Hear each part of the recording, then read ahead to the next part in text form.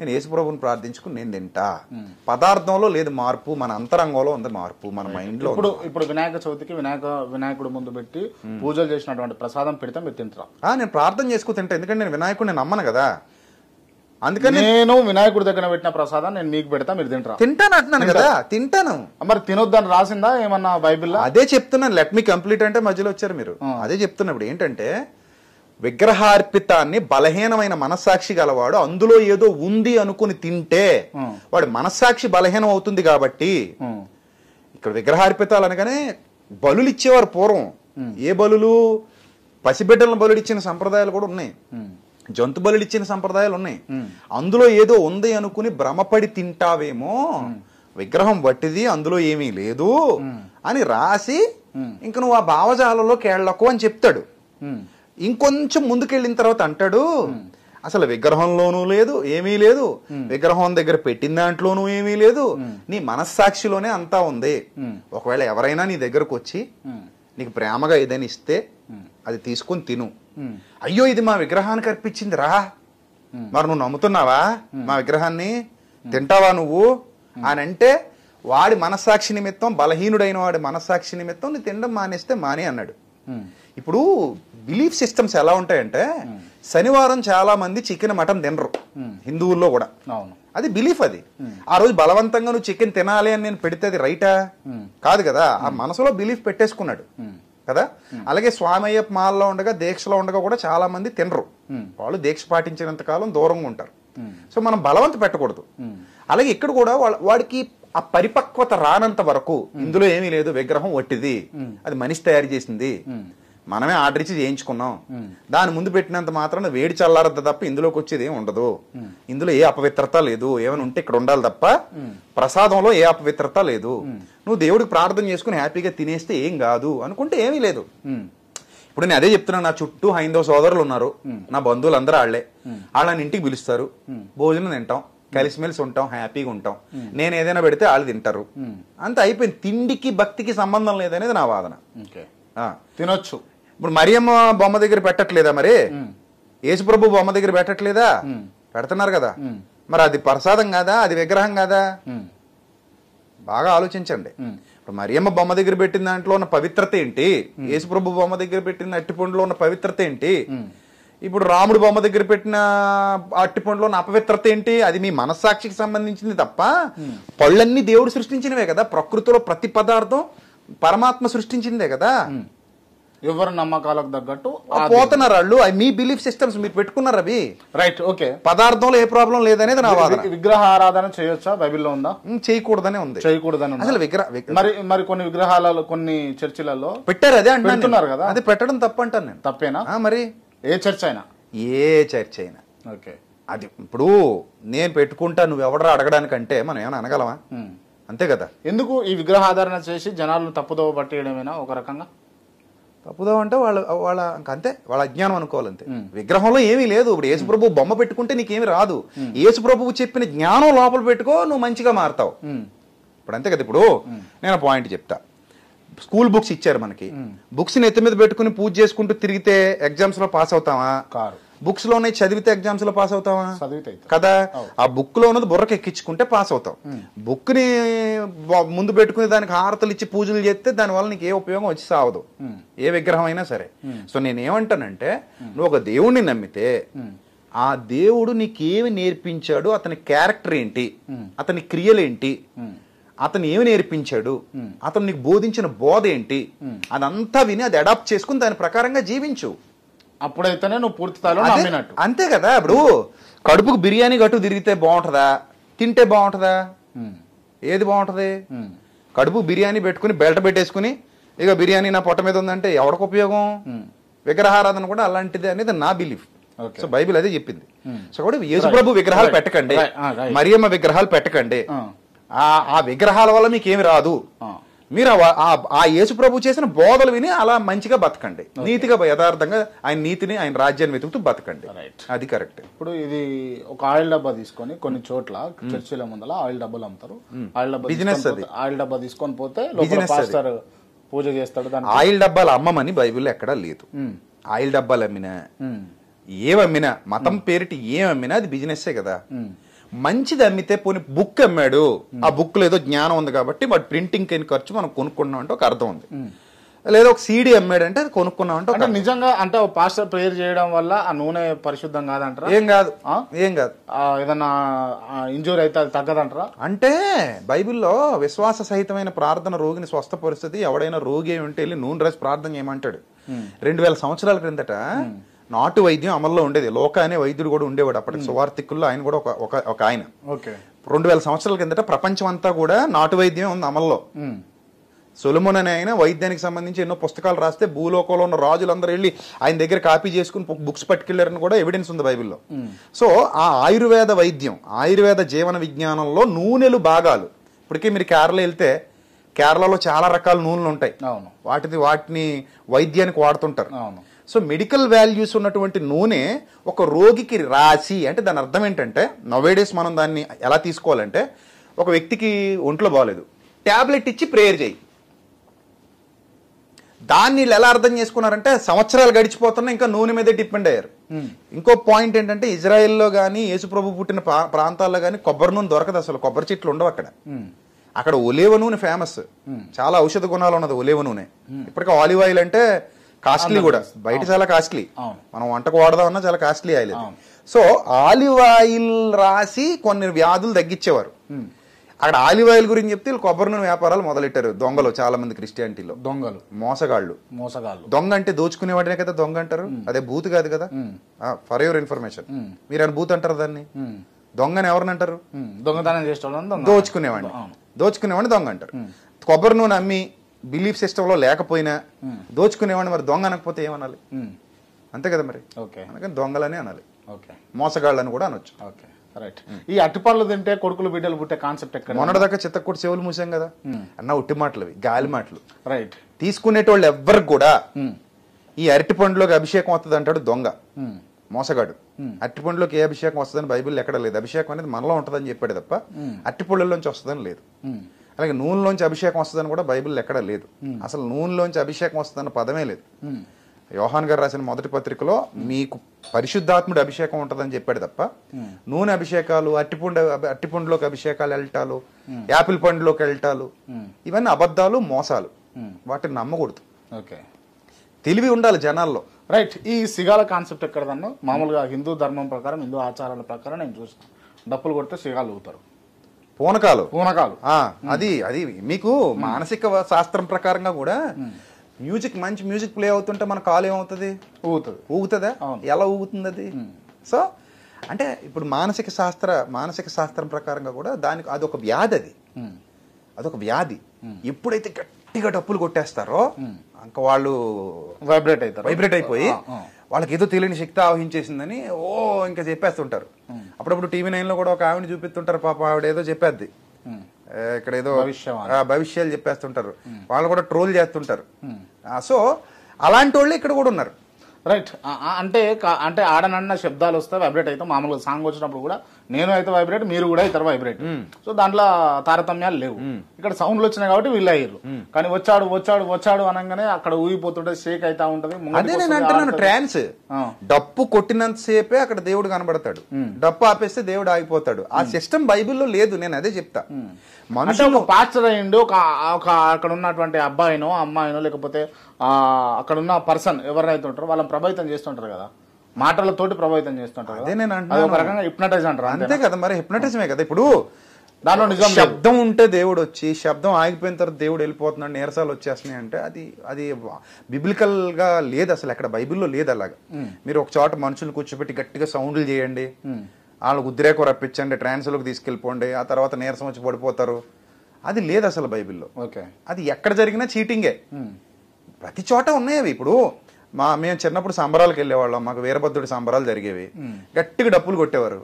ఆ సంబరాల్లో ఎవరొకరు పూనకాలు వచ్చేసి వీరభద్రుడి పూనాడు అనేవారు, దాన్ని అందరూ నమ్మేవారు, మా వాళ్ళు అందరూ, మేము గౌరవించేవాళ్ళం అంతే. ఇక్కడ కూడా సేమ్ అదే జరుగుతుంది, ఏం తేడా ఏమీ లేదు. గట్టి కొట్టేస్తారు, డప్పులు కొట్టేస్తారు, వాళ్ళు ఎగురుతుంటే అదిగో దేవుడు వచ్చేసాడు అంటారు. రైట్. ఓకే. మీరు కొత్త నిబంధన నమ్ముతారా, పాత నిబంధన నమ్ముతారా? మీరు అంటే నేను ఫాలో అయ్యేది కొత్త నిబంధన. పాత నిబంధనని ఒక లింక్ డాక్యుమెంట్ లో తీసుకుంటాం. పాత నిబంధన అనేది లింక్ డాక్యుమెంట్, యూదులకు రాయబడింది అది. అది లింక్ డాక్యుమెంట్ ఎందుకంటే అందులో కూడా సత్యం ఉంది, అందులో కూడా చాలా లోతైన సంగతులు ఉన్నాయి. అంటే యేసుప్రభు వారు రాబోతున్నారన్న ప్రవచనాలన్నీ పాత నిబంధనలు ఉంటాయి.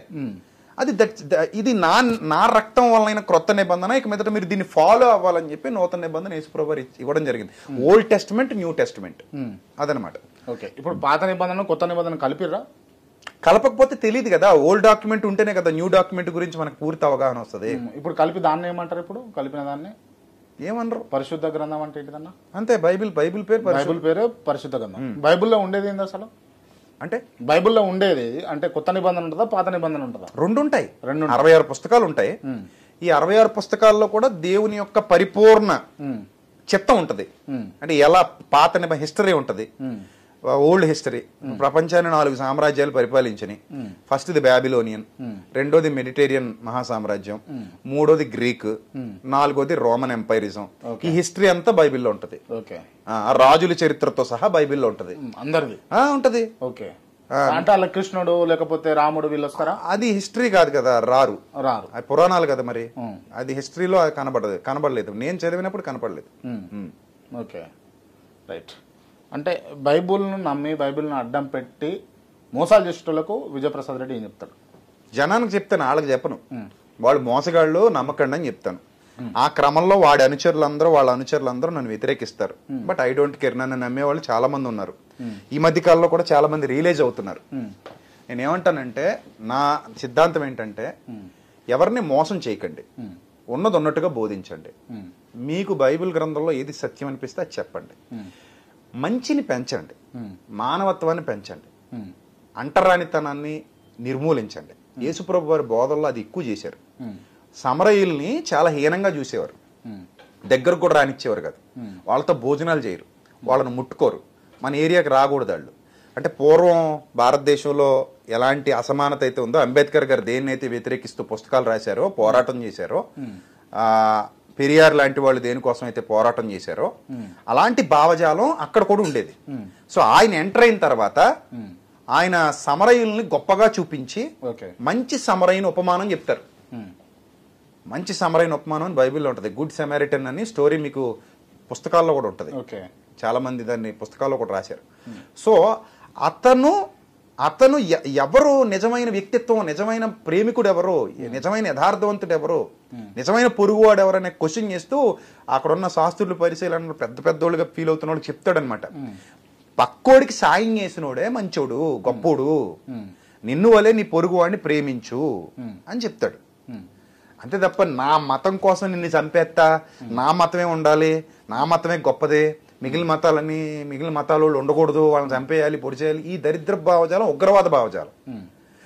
నీ మతంలో వాళ్ళలో మంచిని పెంచలేకపోతున్నావు అంటే you are a failure candidate.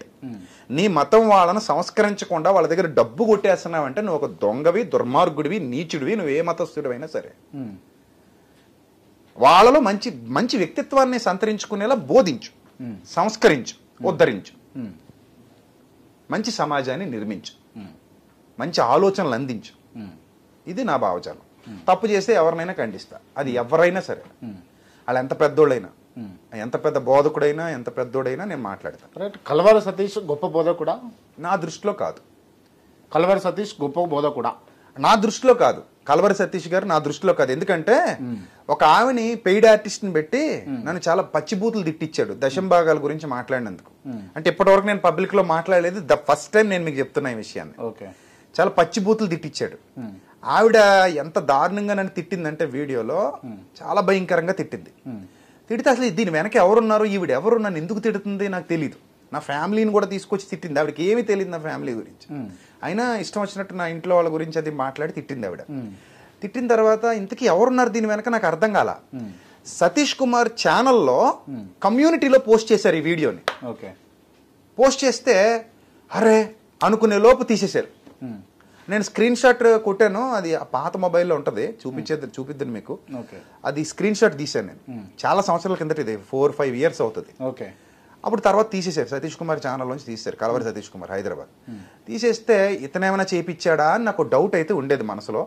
సరే ఈవిడ ఎవరైనా భవిష్యత్తులో కనబడితే ఈవిడ మాట్లాడదాం అని అనుకున్నాను. కొన్నాళ్ళ తర్వాత ఆవిడే మా మినిస్ట్రీ నెంబర్కి ఫోన్ చేసింది, పేరేది రివీల్ చేయను. నా దగ్గర ఇప్పటికీ ఆడియో రికార్డింగ్ కూడా ఉంది, ఓకే, ఎవిడెన్స్ ఉంది. ఎవిడెన్స్ లేకుండా నేను ఏది మాట్లాడను. సో ఆవిడ నాకు ఫోన్ చేసి తప్పు అయిపోయిందండి, నేను చాలా తప్పు చేశాను, దానికి ప్రతిఫలం అనుభవిస్తున్నాను, నా కూతురు చచ్చిపోయింది, ఇప్పుడు చాలా బాధలో ఉన్నానండి, మిమ్మల్ని అన్యాయంగా దూషించాను, నన్ను క్షమించండి, మీ గురించి నాకు ఏమీ తెలీదు, చాలా తప్పుగా మాట్లాడానండి మీ గురించి అని చాలా బోర్ని ఏడుస్తుంది. నేను అప్పుడు అడిగానమ్మా, అసలు నువ్వెవరో నాకు తెలియదు, నీ మీద నాకేం కోపం లేదు, ద్వేషం లేదు, నువ్వు తిట్టావులే, బాగా వైరల్ అయింది వీడియో అది. ఒక ఆడావిడ నన్ను తిట్టడం అంటే మరి వైరల్ అవుతుంది కదా, భయంకరంగా తిట్టింది. మా బంధువులు కూడా నాకు వాట్సాప్లో పంపించేవారు, ఎవర్రా నేను ఇలా తిడుతుందంటే నాకు తెలీదు అన్నయ్య, నాకు తెలియదు మామయ్య అని మా బంధువులు కూడా చెప్పేవాడిని, వాళ్ళు హిందువులే. పంపించాడు, పోనీ క్యాజువల్గా తీసుకున్నాను నేను. కొన్నాళ్ళు మా ఆవిడ ఏడ్చింది, ఎవరండి ఇలా తిడుతున్నారు, లైట్ తీసుకెళ్ళంటే పట్టించుకోకు, ఆవిడ ఎవరో మనకు తెలీదు, దానికి నువ్వు ఏడవలసిన పనే ఉంది, వదిలే అని చెప్పేసి నేను తన్ని ఓదార్చా. ఆ తర్వాత లేటెస్ట్గా ఒక 1 year ఎంతో అవుతుంది, నాకు ఫోన్ చేసింది, మా మినిస్ట్రీకి చేసింది. నేను పోతున్నా ఎక్కడికో మీటింగ్కి, కారులో మాట్లాడితే చెప్పింది, ఇలా జరిగిందండి, నేను అస్సలు మాట్లాడాలని అనుకోలేదు, వేరే వాళ్ళకని చెప్పి మీ గురించి నన్ను కూర్చోబెట్టి నా గురించి మాట్లాడించి మీకోసం నాకు చెడ్డగా మాట్లాడించి వీడియో పెట్టించారండి అని చెప్పింది. అప్పటి వరకు సతీష్ కుమార్ గారి మీద కొంతైనా ఒక మంచి అభిప్రాయం ఉండేది. అప్పుడు అనిపించింది ఎంత దుర్మార్గుడా ఇతను, చిచ్చి అనిపించింది అనమాట. వేస్ట్, తప్పు కదా అది. నేను దశంభాగాల గురించి మాట్లాడా. దశంభాగాలు అనేవి ఓల్డ్ టెస్టిమెంట్లోవి, కొత్త నిబంధన ప్రకారంగా మనం ఎవరిని ఇబ్బంది పెట్టకూడదు. ఒక చర్చి నడవాలన్నా, ఆలయం నడవాలన్నా, మసీదు నడవాలన్నా భక్తులు కానుకలు ఇవ్వాలి, లేకపోతే వ్యవస్థ నడవదు. అది ఒక మినిస్ట్రీ నిర్వహించబడాలంటే డబ్బు కావాలి, డబ్బు లేకుండా మినిస్ట్రీ నిర్వహించలేము. సో మీరు బలవంతంగా మీరు ఎంత ఇవ్వాలని అడగండి. దశంభాగాలు అనే వాటిని కొత్త నిబంధన సపోర్ట్ చేయదు. కొత్త నిబంధనలో హృదయపూర్వకంగా మనసులో నిశ్చయించుకున్నది మాత్రమే ఇవ్వాలి, ఇవ్వకూడదని నేను చెప్పలేదు. ఒక పని జరగాలి కాబట్టి, ఒక వ్యవస్థ నడవాలి కాబట్టి భక్తులు సపోర్ట్ చేయాలి, దాన్ని విశ్వసించిన వాళ్ళు. అది హృదయంలో నిశ్చయించుకునే ప్రకారం ఇవ్వాలి. మీ కలిమిలో ఇవ్వండి, ఆ పనిని బట్టి ఇవ్వండి. ఇప్పుడు ఒక ప్రోగ్రామ్ ఉంది, ఓహో ఇంత పెద్ద ప్రోగ్రామ్ జరుగుతుంది, మనం ఇవ్వాలి, ఎఫర్ట్ పెట్టాలి. లేదా మందిర నిర్మాణం జరుగుతుంది, మనం ఇవ్వాలి, మనం ఎఫర్ట్ పెట్టాలి. లేదా మీటింగ్ జరుగుతుంది, మనం ఇవ్వాలి. లేదా అన్నదానం జరుగుతుంది, మనం ఇవ్వాలి. లేదా ఎవరికో వృద్ధులకో వికలాంగులకో ఏదో చేస్తున్నారు, మనం ఇవ్వాలి. దానికి ఎంత అవుతుంది, బడ్జెట్ ఎంత, మనం ఎంత ఇస్తే బాగుంటుంది అని ఇవ్వాలి తప్ప, నీ ఆదాయంలో నుంచి నీకు తోచినంత నువ్వు నిశ్చయించుకున్నంత ఇవ్వాలి తప్ప, బలవంతంగా నువ్వు 100 సంపాదిస్తే 10 ఇవ్వాలి, 1000 సంపాదిస్తే 100 ఇవ్వాలి, 1,00,000 సంపాదిస్తే 10,000 ఇవ్వాలి అనేది తప్పు. అది లేవీయులది.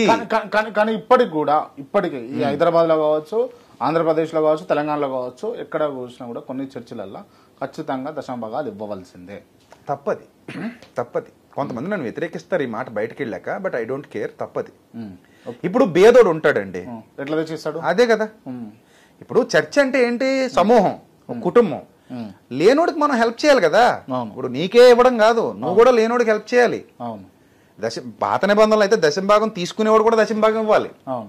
అది ఎందుకు వచ్చిందంటే, లేవీలకి ఈజిప్ట్ నుంచి పాలస్తీనాకి నడిపించినప్పుడు మోజెస్ నాయకత్వంలో లేవీయులు అనే వంశాన్ని యాజకులుగా నిర్ణయించాడు. అంటే మీరు గురువులుగా ఉండండి, నేర్పించండి అని, నీతి నియమాలు నేర్పించండి, ధర్మశాస్త్రం నేర్పించండి అని, సరిదిద్దండి అని.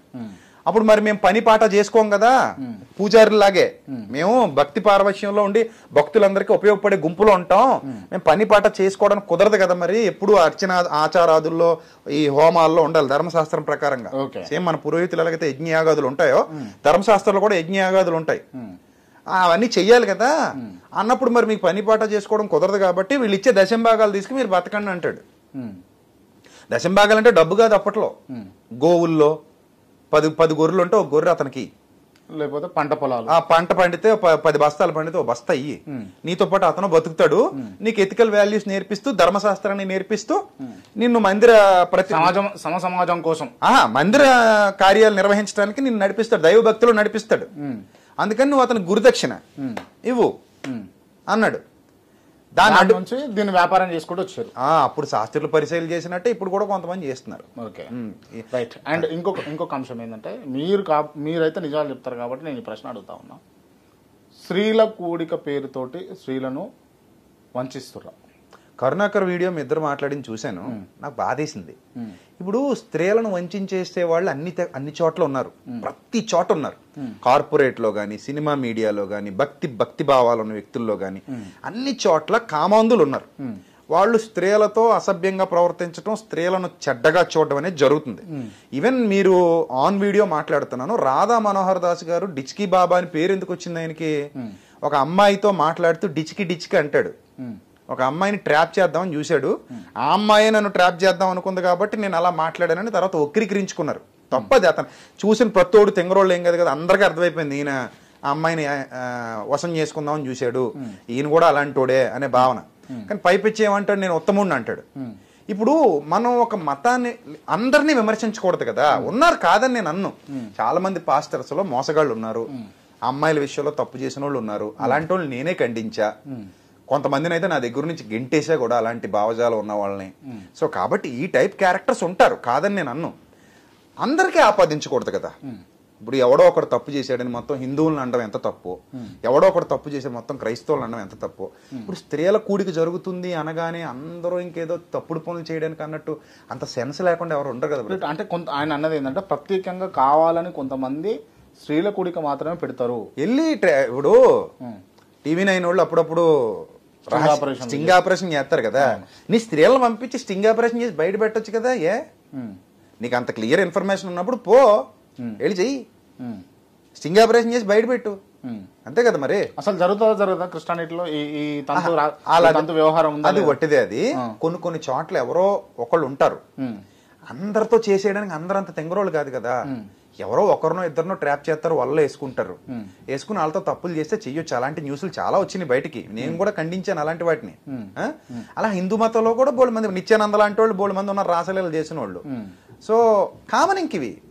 అది ఆ భక్తురాలికి బుద్ధి ఉండాలి, వీడు నన్ను ఎలా చూస్తున్నాడు, అసలు నేను ఎందుకు వచ్చాను ఇక్కడికి. అంటే పాస్టర్లో తప్పు ఉందని అంటారా? పాస్టర్లో తప్పు ఉండదు, భక్తులదే తప్పు అంటారు.